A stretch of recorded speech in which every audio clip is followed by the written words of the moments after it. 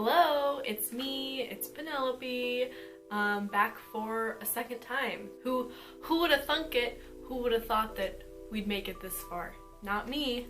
So, in my last video I talked about books that I liked as a child, so I thought that the next logical step would be to talk about some books that I didn't like as a child. I wanted to kind of remember why I didn't like them and revisit the reasons that I didn't like them, but also revisit the book itself and see if anything's changed and just kind of see what I think about them as an adult.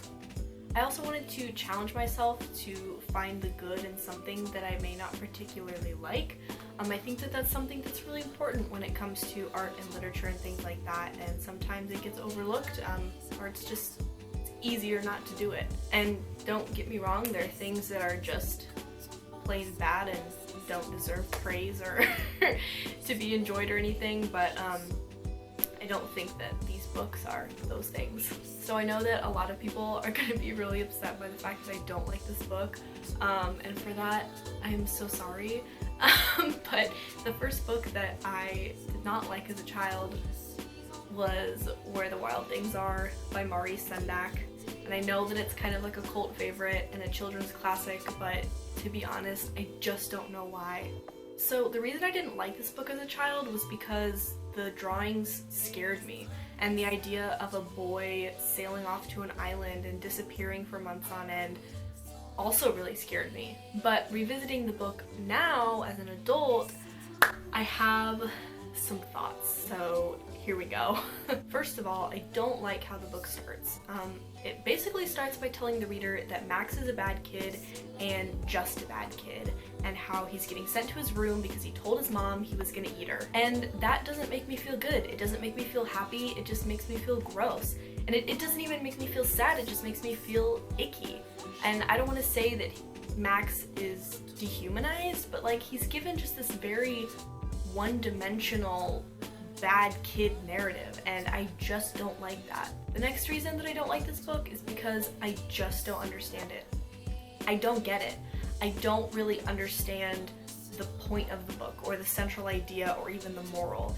And I know that not every story has to have like this grand, perfect, square cut, wrapped up in a ribbon, tied in a bow moral, but it kind of sets itself up to be that. Max is disciplined by his mother, and then he runs away to these monsters, and he's given this opportunity where there's this weird power dynamic, and then he realizes he misses his mother, so then he goes home, and then he realizes, oh my god, like my mom loves me, here's my dinner that I was missing. But what happens on the island serves no purpose. It doesn't teach Max anything, he doesn't get some lesson learned from it, and the part of the book that I don't understand is the entire time that he's on the island, and that's the main part of the book. So he goes to this island, and the wild things want him to be king, which doesn't match up to what's going on at home, because his mom is his mom and is his mom no matter what, you know, she's just in charge. And then he decides to not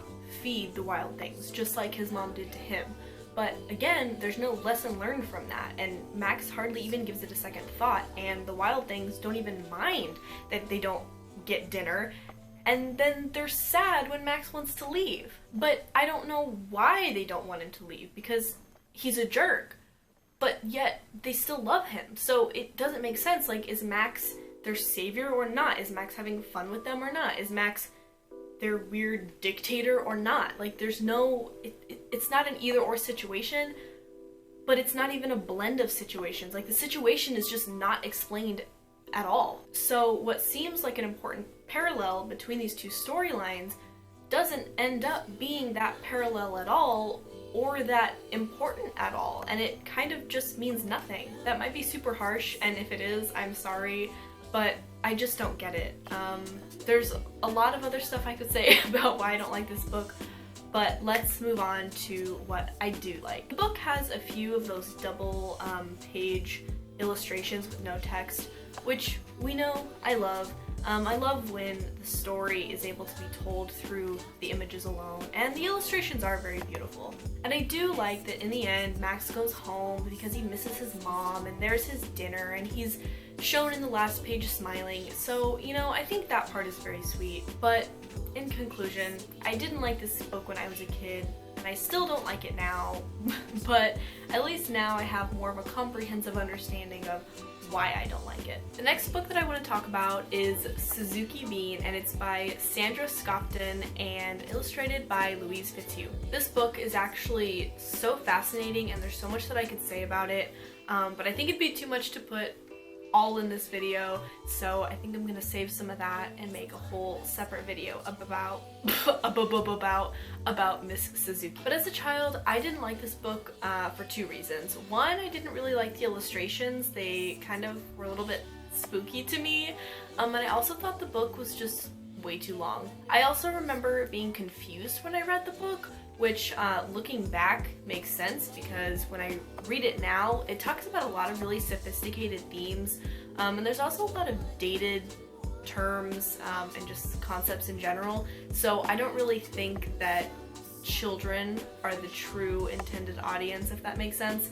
It's one of those kids books that's actually a kids book for adults, and again, there's so much I can say about that, but I'm gonna save it for a different video. I actually ended up really enjoying this book the second time around. It's about a little girl named Suzuki Bean who lives with her mom and dad, who she refers to by their first names, and the book describes her and her family as beatniks, and if you don't know what that is, because I didn't really know what that was, this is what it is. There's a lot that happens in this book, but essentially Suzuki Bean meets this boy Henry and they become friends, and he's from a really rich part of town and she's not, and so they end up going to each other's houses, and neither set of parents really approve of the child that is brought over, so they end up running away together, and the book kind of ends there. It doesn't really explain what happens or where they go or anything beyond that point, but the book deals with a lot of issues concerning like class, socioeconomic standing, and the differences in those standings, which again I think is, you know, kind of complex for a 7-year-old to really understand and appreciate. One thing that I really liked about this book was that poetry was used as the common thread between the two families. Poetry is present in both households, but in very different ways.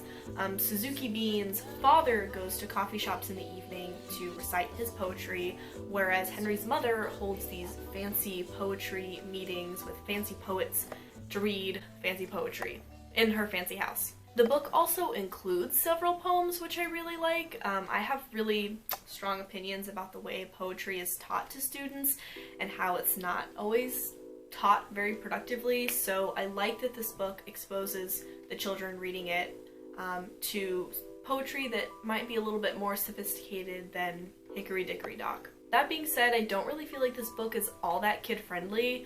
I mean, it is, but it isn't. There's a few times where explicit language is implied, and there's also one part in the book where Suzuki uses kind of a dated and somewhat offensive term, so you know. Also, just for reference, this book was written I think in 1961, or at least that's when the copyright is in the book, so you know.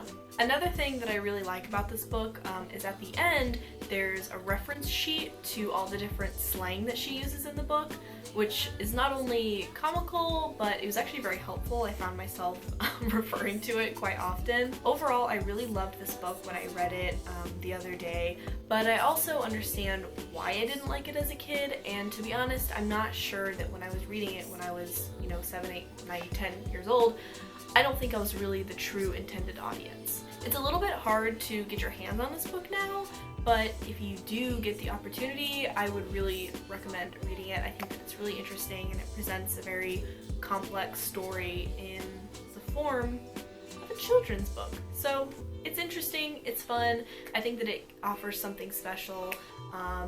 Yeah, and it's just a good book. As always, I will try to link in the description box where you can buy or read these books. Like I said, Suzuki Bean is a little bit harder to get your hands on, but I'll do my best. So with that being said, thank you so much for spending some time with me today and listening to me talk about the books that I maybe didn't like when I was a kid, that I do like now, or maybe I don't like now, but either way, thank you for listening to me. I hope you enjoyed this video, and yeah, goodbye!